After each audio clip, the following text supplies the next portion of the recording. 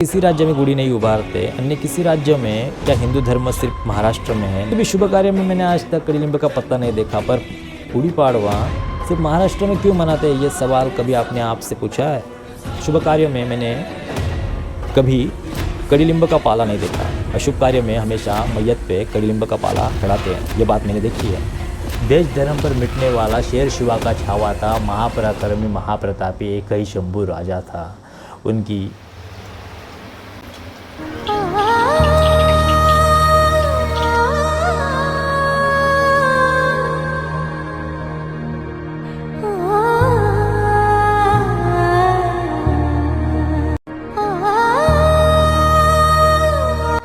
नमस्कार मित्रों, आज हमारे घर में खुशहाली भरा माहौल है क्योंकि आज नए साल की शुरुआत है। आज पाड़वा है। 3.5 मुहूर्तों में से एक मुहूर्त है पाड़वा का। ब्रह्मा जी ने इसी दिन विश्व की रचना की थी। क्या बोलते हैं?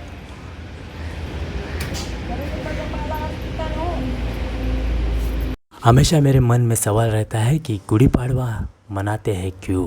क्योंकि महाराष्ट्र में ही गुड़ी पाड़वा मनाते हैं, तो मेरे मन में भी हमेशा सवाल रहता है। मैं अपने बुज़ुर्गों से हमेशा पूछता हूँ कि क्यों मनाते हैं गुड़ी पाड़वा। किसी के पास कोई जवाब नहीं रहता है, बस मनाते हैं, यही बात मुझे आज तक बताई गई है। कुछ कहते हैं राम जी इस दिन वापस आए थे अयोध्या में, तो अयोध्या में क्यों नहीं मनाया जाता गुड़ी पाड़वा?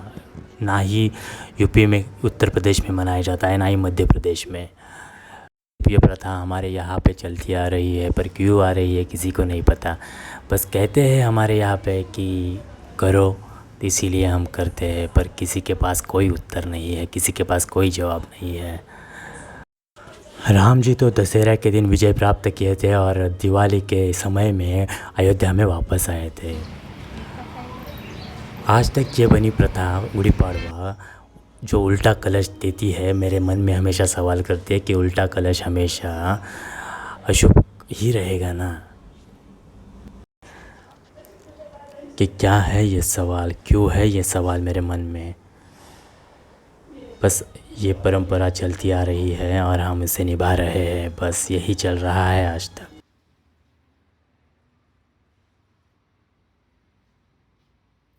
हेलो दोस्तों, कैसे आप लोग? सब लोग ठीक ही होंगे। आज बहुत ही अच्छा दिन है, हिंदू नए साल की शुरुआत का दिन है। चैत्र शुक्ल पक्ष का पहला दिन यानी पाड़वा का दिवस है आज, और मुझे बहुत ही आनंद है कि आपको शुभकामना मैं दे रहा हूँ। यहाँ पे हर एक हिंदू को अपने त्योहारों का सम्मान करना चाहिए और अपने त्योहारों को धूमधाम से मनाना चाहिए, क्योंकि आज हम अपने रीति रिवाज को आगे बढ़ाएंगे, तभी हमारी आने वाली पीढ़ी, आने वाली हमारी जनरेशन अपने धर्म को रक्षित रखेगी, हमारे धर्म को बचाएगी। हम मॉडर्न होने से अच्छा है, कई गुना अच्छा है कि हम अपने रीति रिवाज़ों को बढ़ावा दें, हम अपने रीति रिवाज़ों को आगे बढ़ाएं।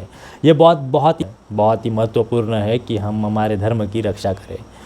तो आने वाले समय में मैं एक ही बात कहूँगा सारे लोगों को कि आप अपने त्योहारों को बड़े धूमधाम से मनाइए, क्योंकि आपके त्यौहार ही आपके धर्म की रक्षा करेंगे, आपके धर्म को बचाएंगे। कितने भी मॉडर्न क्यों ना हो जाए आप लोग, आप अपने त्योहारों को, रीति रिवाज को बड़े धूमधाम से मनाइए। बस यही बात कहूँगा मैं कि त्यौहार है तो हम हैं और हम एक साथ हैं। मैं सारे त्यौहार मनाए आज तक, पर मुझे हमेशा एक बात समझ में नहीं आई कि हमारे महाराष्ट्र में ही गुड़ी पाड़वा क्यों मनाया जाता है, हमारे महाराष्ट्र के अंदर ही गुड़ी पाड़वा क्यों मनाया जाता है। क्योंकि एक हिंदू संस्कृति का ये हम मानते हैं कि एक ये उत्सव है, ये त्यौहार है। तो यूपी, मध्य प्रदेश, राजस्थान, इन अन्य राज्यों में गुड़ी पाड़वा तो कभी मनाया मैंने देखा नहीं, पर हमारे महाराष्ट्र में क्यों मनाया जाता है, ये सवाल मैंने हमेशा अपने बुज़ुर्गों से भी पूछा, पर किसी के पास कोई जवाब नहीं था। क्यों मनाया जाता है? पाड़वा को मैं समझ सकता हूँ, हिंदू नए साल को मैं समझ सकता हूँ, वो बड़ी धूमधाम से हम मनाते हैं, मना सकते हैं। पूरा देश मनाता है पाड़वा को या फिर हिंदू नए साल को। पर एक सवाल मेरे मन में रहता है कि गुड़ी पाड़वा ही हमारे महाराष्ट्र तक सीमित क्यों है? बस ये सवाल मेरे मन में हमेशा खौलता रहता है। क्या है गुड़ी पाड़वा का महत्व? क्या है गुड़ी पाड़वा की एक कहानी जो हम पता नहीं कर सके? क्योंकि हर एक त्यौहार के पीछे कुछ ना कुछ रीज़न रहता है, कुछ ना कुछ कारण रहता है। हर एक त्यौहार के पीछे कहानी रहती है, या फिर कोई रीति रिवाज रहता है। मैंने गुड़ी पाड़वा के बारे में किसी भी हिंदू धर्म में कुछ भी पढ़ा नहीं है, ना किसी विधि के बारे में पढ़ा कि गुड़ी पाड़वा की विधि के बारे में कुछ मैंने पढ़ा है, ना ही पढ़ा ना ही देखा है। कौन से भी पुराण हो, शिव पुराण हो, विष्णु पुराण हो, या फिर कोई भी शास्त्र हो, या फिर कोई ग्रंथ हो, ना वेद में पढ़ा, ना यजुर्वेद में पढ़ा, ना ऋग्वेद में पढ़ा, ना अथर्ववेद में पढ़ा, ना सामवेद में पढ़ा। किसी भी ग्रंथ में मैंने गुड़ी पाड़वा के बारे में कभी पढ़ा ही नहीं। तो क्या ये सवाल मेरे मन में आना स्वाभाविक नहीं है कि क्यों मनाते हैं हम गुड़ी पाड़वा?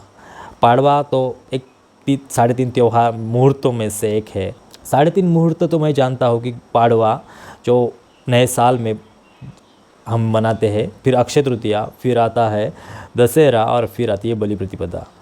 उस दिनों को 3.5 मुहूर्तों में से 4 मुहूर्त वो कहते हैं, वो 3 मुहूर्त बहुत ही इम्पोर्टेंट कहे जाते हैं। पर ये गुड़ी पाड़वा जब भी हम सेलिब्रेशन करते हैं, जब भी हम मनाते हैं गुड़ी पाड़वा, तो मैं नहीं जानता कि इसको क्यों मनाते हैं, क्योंकि हर एक त्यौहार के पीछे रीज़न रहता है कि श्री कृष्ण का जन्म हुआ तो हम जन्माष्टमी को मनाते हैं, श्री राम का जन्म हुआ तो हम रामनवमी को मनाते हैं, हनुमान जयंती को हनुमान जी का जन्म हुआ तो मनाते हैं। हर एक की कहानी है, हर एक का कुछ ना कुछ त्यौहार का महत्व है। दशहरे को हम जब श्री राम जी ने रावण पे विजय प्राप्त की तो उसको हम विजयदशमी दशहरा कहलाते हैं। इस तरह के अन्य त्यौहार हैं हमारे, दिवाली है या फिर कोई भी त्यौहार है, वो त्यौहार हम किसी न किसी रीज़न से मनाते हैं। वो सारे रीज़न हमें पता है, पर गुड़ी पाड़वा का रीज़न हमें आज तक पता नहीं चला कि क्या रीज़न है इस गुड़ी पाड़वा का। नए साल का स्वागत तो है, वो तो हमें पता है, पाड़वा अलग है, मतलब एक दिन में ये 2 त्यौहार आते हैं। नया साल आता है शुक्ल पक्ष में और पाड़वा आता है। पर ये गुड़ी क्या है, ये गुड़ी प्रथा क्यों हमारे महाराष्ट्र में प्रचलित हुई, इस बारे में मैं कभी ज़्यादा सुना ही नहीं कि इसके पीछे की कहानी क्या है, इसके पीछे राज क्या है, कभी नहीं। क्योंकि मेरे मन में हमेशा एक सवाल आता है कि जो हम कलश बोलते हैं ना, जिससे वो कलश हमेशा हमारे कार्यों में सीधा रहता है, कलश हमेशा हमारे कार्यों में सीधा रहता है, पर इसी कार्य में, इसी गुड़ी पाड़वा में वो हम गुड़ी के ऊपर उल्टा क्यों रखते हैं? जैसे कि मानो भाले पे कुछ अटकाया हो, इस तरह से रख देते हैं। कभी भी कड़ी लिंब का पत्ता, जो कड़ी लिंब कहते हैं, उसका पत्ता हम यूज़ नहीं करते, पर इसी कार्य में हम कड़ी लिंब का पत्ता क्यों यूज़ करते हैं, क्यों इस्तेमाल करते हैं? कभी आपने सोचा है कि किसी भी शुभ कार्य में मैंने आज तक कड़ी लिंब का पत्ता नहीं देखा, पर इसी गुड़ी पे हम कड़ी लिंब का पत्ता क्यों इस्तेमाल करते? कभी आपने सोचा है इस बारे में? जो कपड़ा ऊपर रखते हैं उसका क्या अर्थ है? जो कपड़ा ऊपर रखते, कड़ी लिंब का पत्ता पर उस पर डालते, हार देते, तो इसका अर्थ क्या है? कभी आपने सोचा है? नहीं पता कि ये रीति रिवाज कब से प्रचलित हुआ, क्योंकि मैंने आज तक इतने इतिहास पढ़ा के इतिहास में या फिर किसी अन्य के इतिहास में गुड़ी पाड़वा का जिक्र नहीं देखा, गुड़ी का जिक्र नहीं दिखा है। पाड़वा हिंदू नए साल का जिक्र तो होता है, वो बात तो सही है, पर कभी भी मैंने गुड़ी पाड़वा का जिक्र नहीं देखा। किसी अन्य राजा के कार्यकाल में भी मैंने गुड़ी उभारते नहीं देखा है। तो ये प्रथा कब से प्रचलित हुई नहीं पता, यह प्रथा क्यों प्रचलित हुई नहीं पता, क्योंकि अन्य किसी भी राज्य में नहीं बन रहा ये उत्सव गुड़ी पाड़वा का। अन्य किसी राज्य में गुड़ी नहीं उभारते, अन्य किसी राज्य में। क्या हिंदू धर्म सिर्फ महाराष्ट्र में है? नहीं, हिंदू धर्म पूरे भारतवर्ष में है, पूरे भारत में। फिर भी हम गुड़ी पाड़वा सिर्फ महाराष्ट्र में क्यों मनाते हैं, ये सवाल कभी आपने आप से पूछा है? नए साल की खुशी तो सबको है, पर गुड़ी का क्या मतलब है, गुड़ी का क्या मतलब है ये? क्योंकि हर शुभ कार्य में मैंने कभी कड़ी लिंब का पाला नहीं देखा। अशुभ कार्य में हमेशा मैयत पे कड़ी लिंब का पाला चढ़ाते हैं, ये बात मैंने देखी है, पर कड़ी लिंब का पाला कभी शुभ कार्य में मैंने लगते नहीं देखा है। पर आप भी सोचिए कि क्यों ये सवाल मेरे मन में आते हैं, क्या है? क्योंकि छत्रपति संभाजी महाराज के कार्यकाल तक मैंने कभी भी ये बात नहीं देखी। उनका मृत्यु गुड़ी पाड़वा के पिछले दिन ही हुआ था, फाल्गुन अमावस्या में। तब तक कभी मैंने गुड़ी उभारते हुए लोगों को नहीं देखा था, कभी नहीं देखा था। पर जैसे क्यों ये प्रथा महाराष्ट्र में भी प्रचलित हुई पता नहीं, इसका सवाल मेरे मन में हमेशा घुलता रहेगा। जय महाराष्ट्र, जय छत्रपति शिवाजी महाराज, जय छत्रपति संभाजी महाराज की जय। आप भी सोचिए कि क्या है इस परंपरा का राज, क्या है इस सवाल का उत्तर। हमेशा मेरे मन में ये सवाल बनता रहेगा, बना रहेगा। आप भी, मैं भी हिंदू धर्म का कट्टर हूँ। मैं हर एक त्यौहार अपने मन से मनाता हूँ, पर यह त्यौहार मेरे मन में हमेशा सवालों का मानो तूफ़ान उठा देता है। हमेशा मेरे मन में इसके बारे में सवाल उठते रहते हैं।